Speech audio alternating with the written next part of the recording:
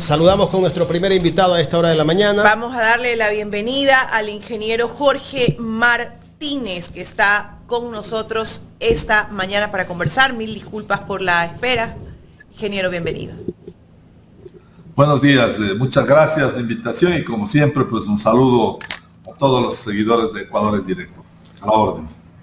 Ingeniero, gracias por acompañarnos en esta mañana y bueno, por lo menos tenemos luz en el sitio donde está usted, porque el día viernes las 3 entrevistas que tuvimos fueron por teléfono y de repente hasta la señal de los teléfonos se cae porque se apagan las antenas. Resulta que incluso dentro de toda esta crisis que estamos viviendo, nos hemos dado cuenta que las empresas telefónicas no tienen generadores en donde están las antenas. Tanto que hablan a rato de que la empresa privada da mejor servicio. Ahí está pues lo que está fallando en el sector privado también. Bienvenido. Buenos días. Bueno, digamos, esta es una realidad que, recuerde usted, los trabajadores la anunciamos, la definimos como la crónica de los apagones anunciados y la segunda etapa, que también la dijimos, es que ya vienen las tarifas. Así que yo creo que hoy día todo este trayecto de circunstancias que nos ha tocado vivir, que van obviamente desde un efecto desastroso en la economía para pasar por la situación psicológica de la gente, porque yo creo que esto está resultando tan complicado como la pandemia, cuando hemos tenido que estar encerrados. La energía es un tema fundamental, vital, y claro, ya lo ratificamos, esto es parte de toda una irresponsabilidad, incompetencia, falta de decisiones, populismo, propaganda, polarización. Entonces, esta es la realidad. O sea, al final yo creo que muy poco se aporta, al final creo que hemos visto lo que ha concluido el presidente. Yo creo que es un hombre poco empático. Lamento también que obviamente quien hace de interlocutor tienen una actitud lisonjera, quedadora bien, que me parece que es lo que no esperan los ecuatorianos. Los ecuatorianos esperan respuestas concretas. Al final, ¿dónde están las soluciones? ¿Cuándo vamos a dejar de tener los cortes? Y finalmente creo que esto sigue siendo, ¿no es cierto?, una cantidad de falsedades al país. Mire, es muy simple. Esto, como lo hemos dicho, es un tema matemático.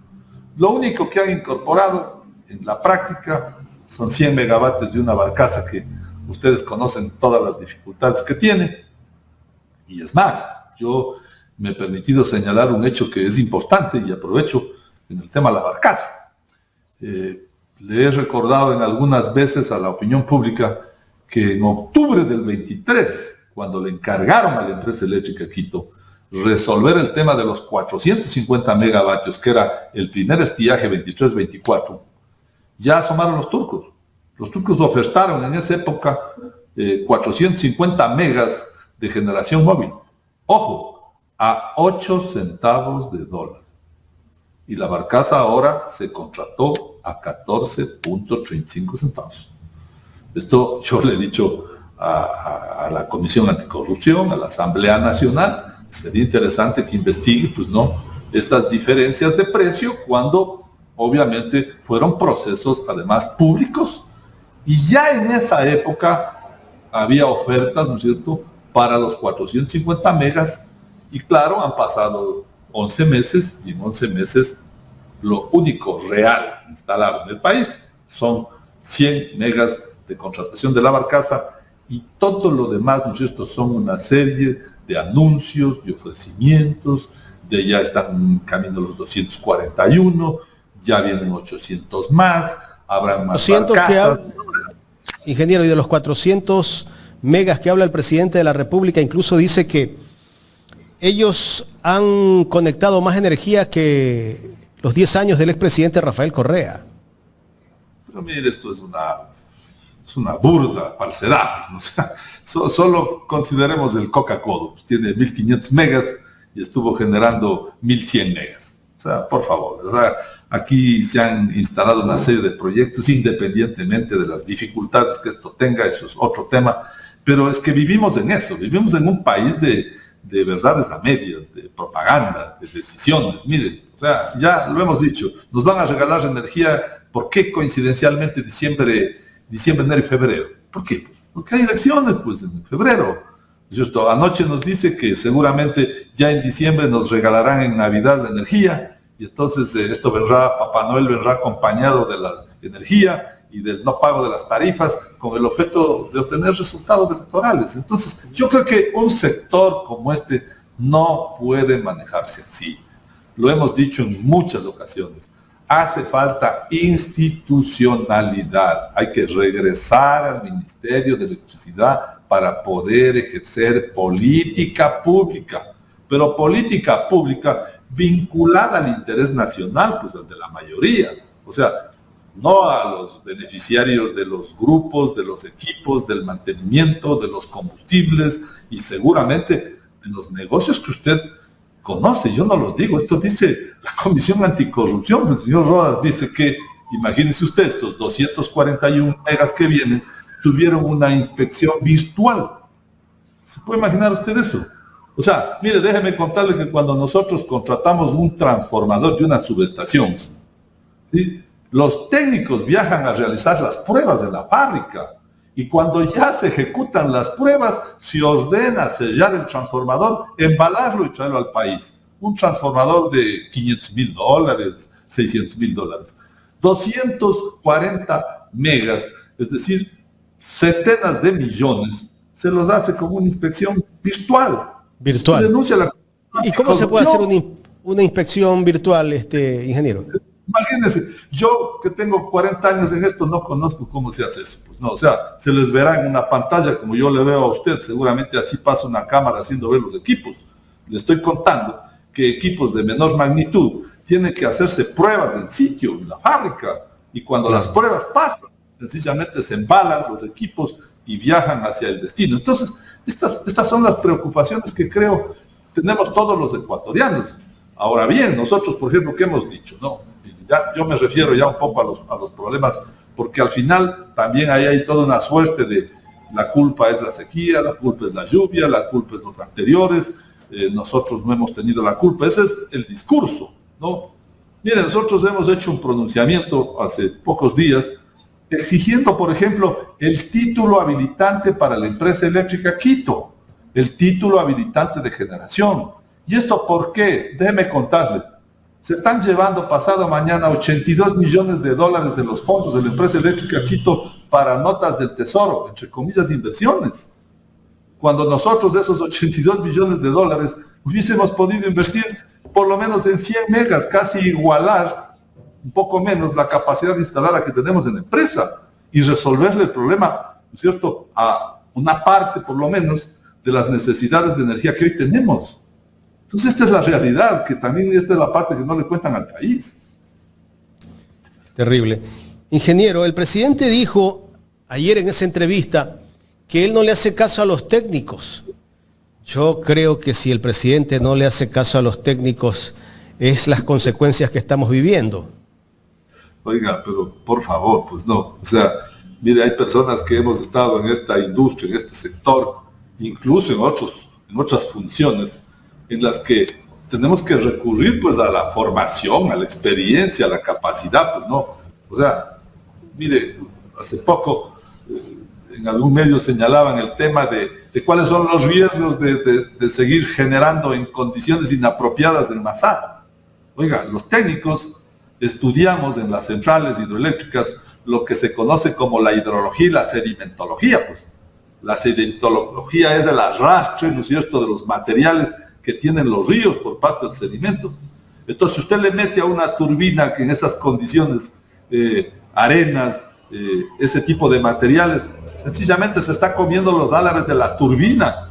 O sea, y el problema va a ser más grave porque sencillamente no solo se va a quedar sin capacidad de agua, sino que se va a quedar sin equipos para poder generar. Y esos son equipos que se fabrican a la medida. ¿No es cierto? Que cualquier tema de reposición, mantenimiento correctivo, significan meses, años, a veces por la demanda que tienen estas fábricas que producen esto. Entonces, esto es de irresponsabilidad. Pues, ¿cómo puede alguien ir entonces y porque hay que cumplir las horas, ¿no es cierto? Ordenar, por último, operaciones inadecuadas. Eso es no respetar los temas. Eso demuestra que ha actuado políticamente el presidente de la República en esto de los apagones. Yo le he calificado siempre del país de la triple P, pues de la crisis energética. Propaganda, populismo y polarización. Polarización porque cúlpale al pasado. Entonces de tenerlos entretenidos entre los que aman y los que odian, ¿no es cierto? Populismo porque finalmente es un tema de decisiones frente a las elecciones, ¿no es cierto? Y propaganda porque usted ve cómo nos irradian, ¿no es cierto?, en lo que ustedes han señalado, en toda esta pauta de que los responsables son el clima, los responsables del cambio climático.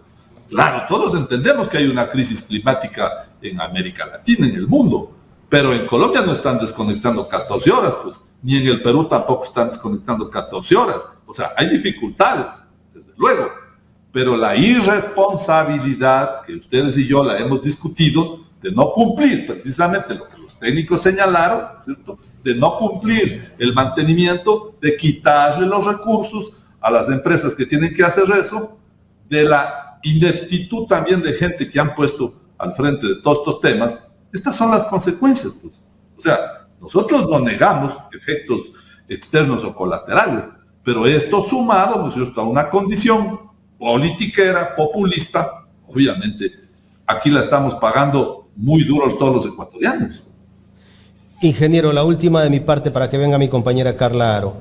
Él anunció en esa entrevista que los primeros días de diciembre posiblemente saldremos de los cortes o de la crisis energética que tiene el Ecuador. ¿Usted qué dice al respecto? Oiga, yo a veces siempre me pongo a pensar que la politiquería hace a algunas personas actuar de forma bastante maquiavélica, ¿no? Pero claro, lo que yo he podido advertir es que generalmente por más grupos móviles que se puedan traer al país, estos tienen tiempos de instalación. Ojo, y estoy hablando de procesos, digamos que muy ágiles. Pongámonos así, el 15 de noviembre firman un contrato.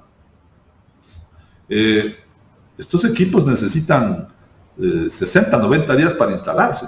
Entonces, pues ya nos viene noviembre, diciembre, enero, febrero. O sea, yo creo que es bastante complejo que esto pueda pasar. Por eso creo que la opción de volver a pedirle que Colombia nos venda los 450 megas va por allí. O sea, porque al final no van a poder incorporar esos grupos y entonces estas diferencias van a poder suplirse regresando a los 450 megas de Colombia. Me parece que a eso le apuntan, ¿no?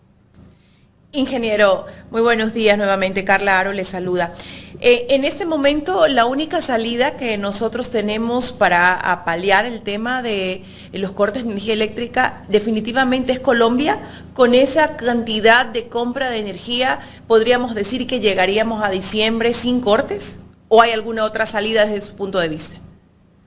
A ver, miren, nosotros necesitamos resolver 1100. A pesar que hoy ya algunos técnicos dicen que eso ha superado ya los 1300. Pero situémonos en lo que el SENACE dijo, 1100.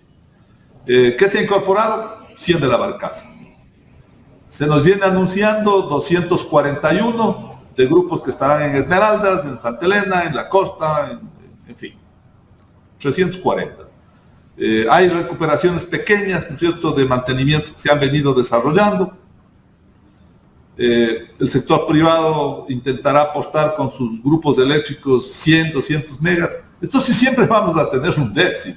Si usted suma 250, 350, 200 más 550, 200 más 650, siguen faltando 500. Pues. Siguen faltando 500. Entonces, el problema es que uno ya no les cree, ¿no es cierto? Sale el señor Calero, un día dijo, este primer paquete es de 340, está en marcha uno de 800, y entonces, claro, el déficit, Colombia nos estaba vendiendo 450. Esto finalmente podría llevarnos a un tema en el que los racionamientos sean menores. Okay. Pero todo va a depender de las condiciones de Colombia. Ahora, no es que Colombia tampoco este momento, ¿no es cierto?, tiene un tema extremadamente favorable. O sea, en Colombia están teniendo dificultades. La diferencia es que ellos sí tenían una reserva térmica a punto, que es la que nosotros nunca lo tuvimos. O sea, un sistema hídrico tiene que tener un 20 un 25% de reserva estratégica, ¿no es cierto? ¿Qué es lo que aquí se hizo? O sea, finalmente toda esa reserva nunca se le mantuvo, nunca se le dio los recursos, se le retiró los dineros, y al final esa es la consecuencia de tener, ¿no es cierto? Si usted lee la página del SENACE, hay ocasiones en que hay 850 megas de energía térmica no disponible. Esa es la verdad, no lo digo yo, dice el SENACE. Entonces, Colombia puede ser la balsa que finalmente nos la boya salvavidas, más o menos así, para que nos ayude hasta llegar a la orilla. Esa es la idea para pasar las elecciones, por favor. La idea es que podamos prender los arbolitos de Navidad, pasar el año nuevo y aguantar las elecciones. Ese es el objetivo. Preocupante el tema de las elecciones, porque con un apagón pueden cambiar incluso los resultados, así que también estamos muy atentos a eso.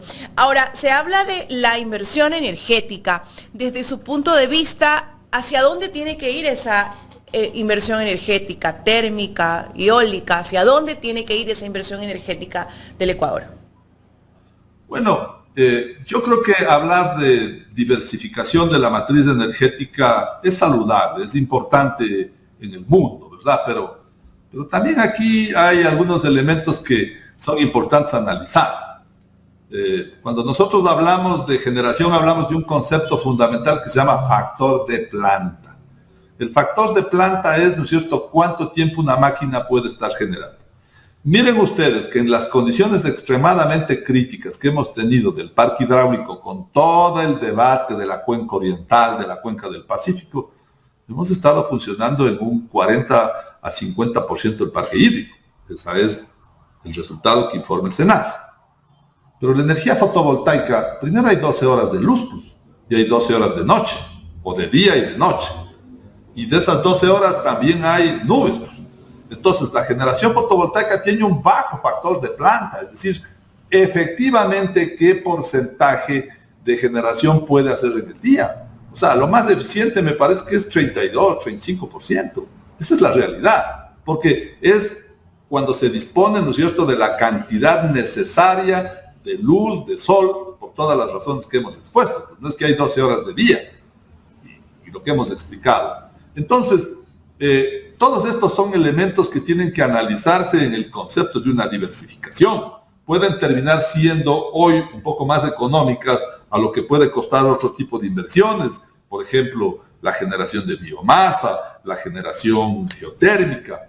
Pero esto es lo correcto, pues, o sea, que hay un plan, aquí hay un plan nacional de electricidad que han trabajado los técnicos, los expertos, no los políticos, por favor, y sin satanizar la política, no la politiquería. Entonces, si usted tiene un plan que dice, el Ecuador tiene 1000 megas de potencialidad geotérmica, el Ecuador tiene tantos miles de megas en fotovoltaica, tiene tantos miles de posibilidades en biomasa, lo correcto es seguir ese plan. Mire usted, Quito tiene 1500 toneladas de basura. Es decir, podría procesar la basura como hacen otros países, ya lo hemos comentado. El incinerador de Ámsterdam quema la basura, para ponerlo así, inclusive del Reino Unido. La basura de Inglaterra llega en barcazas para que los holandeses les estén quemando, y tienen una planta más de 100 años produciendo 200 megas de generación. Entonces, todos estos tienen que responder a una política pública, no de los interesados en vender equipos, en vender combustible, en hacer mantenimiento, sino de los intereses del país. Ese es el punto. Muy bien. Bueno, hay que abrir el espacio, ¿no? Sobre todo para que no vuelva a pasar lo mismo. Ahora, algo súper importante, ingeniero. ¿Cuál es el tratamiento que se le debe de dar a los cobros de las planillas de electricidad? Y esto es súper importante porque el presidente habla de que hasta ciertos megavatios de consumo no se va a cobrar. Tenemos personas que dicen que la planilla se ha elevado, otros que siguen pagando lo mismo a pesar de los cortes. Realmente, ¿cuál debe ser el tratamiento para no afectar a las familias ecuatorianas, tomando en consideración pues que hemos tenido unos cortes excesivos y que obviamente el consumo no puede ser igual? ¿Qué tratamiento habría que darle ahí? A ver, pero primero, digamos, la segunda parte, que va a ser el resultado final, la tarifa. Pues. Una cosa es tener una tarifa de usuario final con 3.35 de costo de generación en promedio. Entonces habría que preguntarles qué va a pasar con 14 de la Barcaza, con 60 en un momento con Colombia, con 28 a los industriales.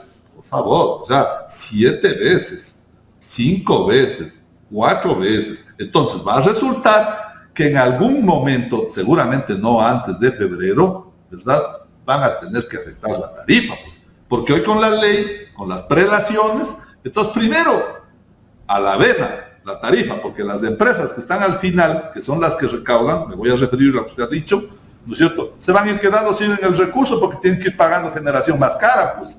Entonces va a haber menos inversión en alumbrado público, en confiabilidad del sistema, en sus instalaciones. Esa es una realidad. Tarifa.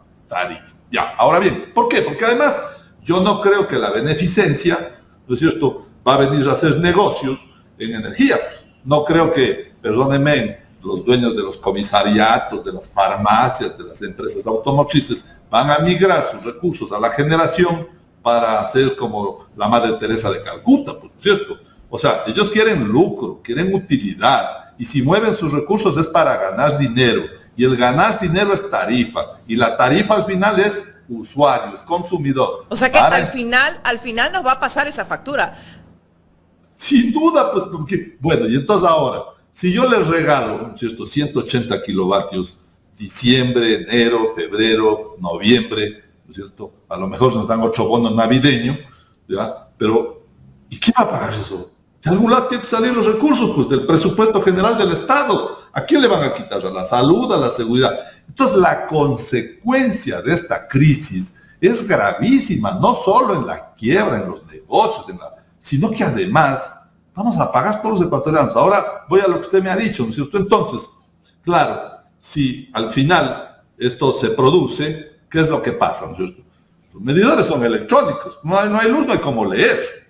Entonces, imagínense usted, hay problemas en la lectura de los consumos, hay problemas en la facturación, ¿no es cierto? No hay, yo vi lo que se afirmó en Guayaquil, ¿verdad? Es decir, las compañías contratistas de lecturas no están desarrollando, por lo tanto, esto dice el defensor del pueblo, se están haciendo estimaciones de lecturas.